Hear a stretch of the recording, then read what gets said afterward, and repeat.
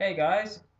Sorry I haven't been really keeping up with all the videos that I should be, but I wanted to talk about an area of religion, Christianity and Judaism in particular, that I haven't yet discussed, and that would be the Ten Commandments. So, first thing is first, what are the Ten Commandments? Well, the Ten Commandments are 10 rules, laws, or commands given from Yahweh for the Israelites to follow.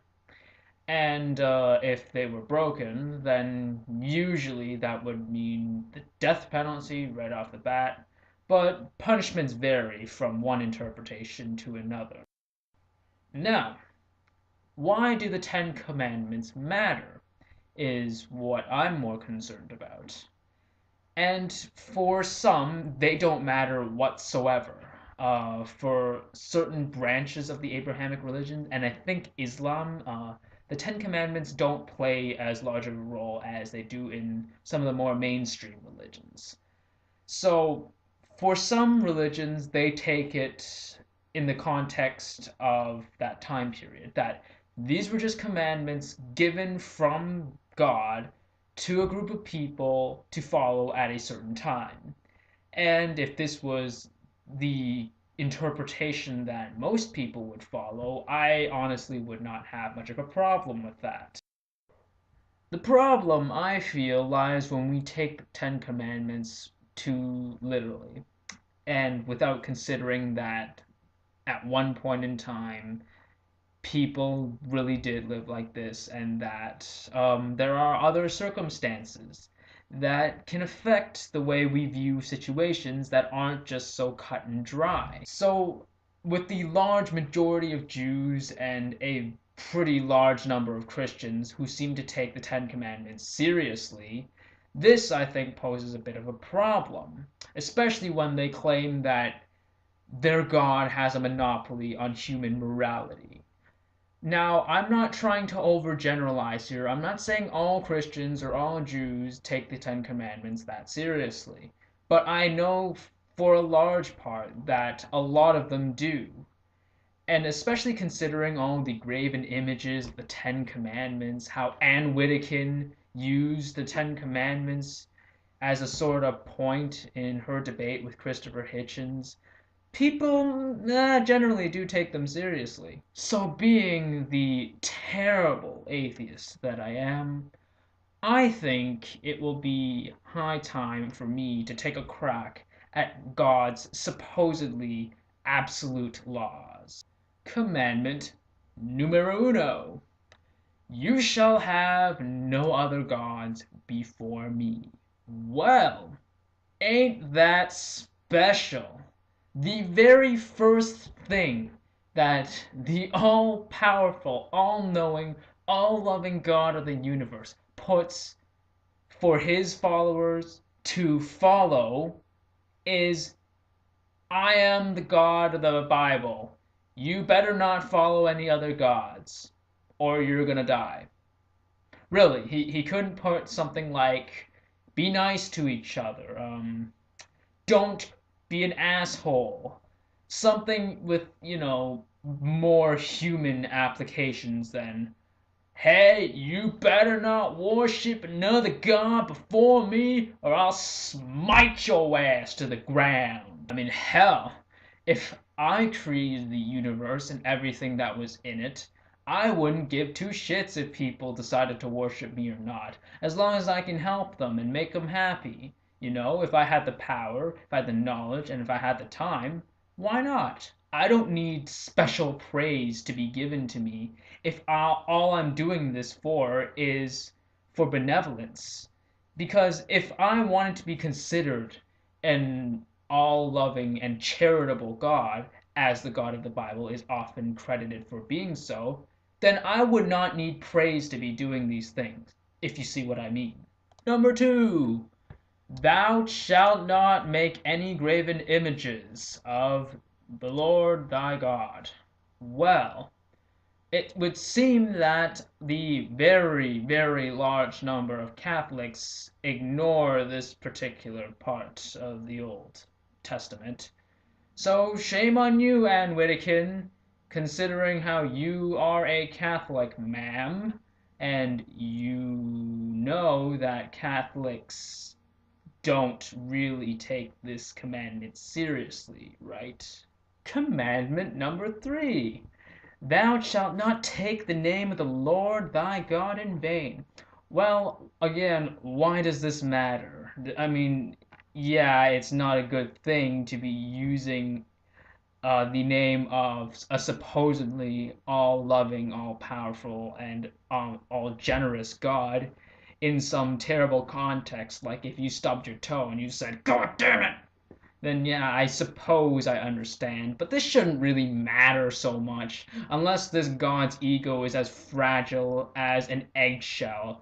And secondly, this again doesn't really have a lot of practical applications, especially today, considering the large amount of Christians I know that frequently use the name of their Lord thy God in vain. Like when they say, oh God damn it. Christians say this shit just as much as atheists do, and for the ones that don't, I fail to see why this even matters. Commandment number 4. Remember the Sabbath and keep it holy. Funny, don't we have a lot of weekend staffers, like people who work on Sunday morning? How many of those people do you think are either Christians or Jewish? I'm willing to bet that there are some. So I really don't think that this particular commandment has a whole lot of practical applications either. This doesn't have a lot of practical applications, especially when you consider that, well, look at modern day reality. We have to earn a very difficult living. Sometimes people have to work 7 days a week just to scrape by. It's not a matter of we don't respect your God. It's a matter of we have to keep ourselves alive first, and then we can indulge in the luxury of respecting your God. So if your God is as nice as you say he is, and not the egotistical and rather unforgiving dick that I think he is, wouldn't your God be a little more understanding to these people who have to just work 7 days a week to scrape by? Commandment number 5. Honor thy father and thy mother. Well, historically speaking, I guess I can understand this one. Because generally, in the past, it was a good tradition in many cultures to honor your mom and your dad. However, I fail to see why this should apply in modern day morality, especially considering that there are a lot of physically, sexually, and emotionally abusive parents out there who really don't treat their kids the way that they should. I don't respect my mom and dad just because it's an absolute golden rule to do so. I respect them because they respect me enough that they provide me with food, shelter, water, and love, and caring and support, and everything that I have and take for granted today. Being a parent or being an elder does not automatically mean that you deserve some sort of respect for being older. That respect has to be earned, and how that's earned is by giving your child a supportive, a caring, and overall good environment to live in. And that would also happen to include not following an ancient rule book written by illiterate desert nomads and beating your child with a steel rod until they died from the pain. Number 6. Thou shalt not kill. Well, I'd hope you know that without reading the Bible, sir and ma'am, because otherwise we would have a very large problem on our hands. So first of all, what I find really ironic is that the most Christian states in the United States of America happen to be the states that have the death penalty. Hmm. Second, I find it very strange that God would put this particular commandment there, considering how he kills an awful lot, and so do his followers on his instructions, no less. Seventh, thou shalt not commit adultery. And adultery, way back when, happened to include any extramarital sex and sex with other people of the same gender. Thankfully, people have grown to be a little more lenient towards this particular commandment, as there are Christians who are more accepting of the homosexual population. Thankfully. Let's face the facts. We're hormone based creatures. We all have sexual urges that are out of our control, in the sense that we can't not lust after someone. That's just a part of how we were built. So, all in all, there's no sense of keeping this particular commandment at all, because we have absolutely no choice over our hormones and how we perceive other people. What we do have choice over is whether or not we happen to have sex with more than one partner. And even if we did, I fail to see the reason why this is such a problem. Personally, I am one of those people who think love and sex are two separate entities that sometimes overlap. And whether people want to just marry because of love, or maybe if they would just want to drift from one place to another and bang all the people they can find, then that's their prerogative, and I wouldn't think any less of either of them if they decided to choose their paths. But apparently, this God does not like the latter option.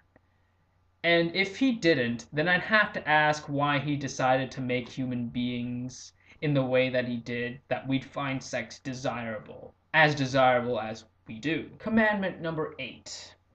Thou shalt not steal. Well, stealing's a bit more tricky than murder, but it does have a few of the same principles. For example, what if you are going to steal in order to feed your family, as many people had to in times of war and in times of strife?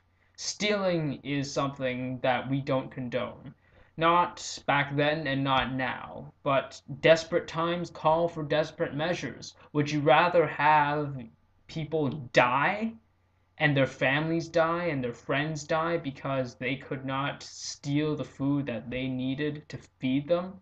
Or would you rather them live and, apologize later? I think that the latter option would have been more reasonable instead of condemning everyone who decided to steal. Besides, what if you stole something accidentally? Like, as a kid, you accidentally looked at a candy bar and pocketed it without, paying for it. Am I going to condemn you to hell just because you stole a candy bar? Of course not. And it would be absurd to think so, especially considering that as children you don't have a full comprehensive view of the magnitude of what you've just done and the consequences associated with it. Commandment number 9. Thou shalt not bear false witness. Well, I think God was honestly a little careless when he made this one. He should have expanded upon it a little. Like, thou shalt not be a DMCA abusing, falsely flagging, extremist fundamentalist troll that tries to take down other people's content despite not having a legitimate reason to do so.